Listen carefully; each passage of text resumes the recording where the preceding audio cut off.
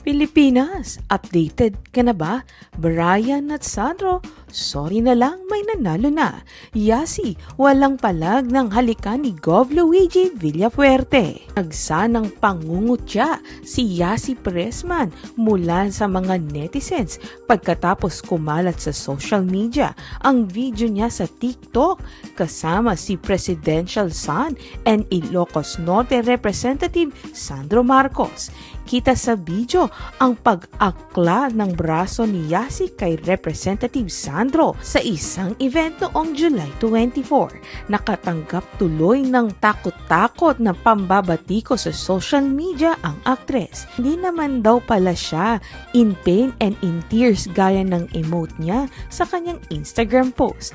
A few days ago dahil sa hiwalayan nila ng kanyang Canadian businessman boyfriend na si John Semira.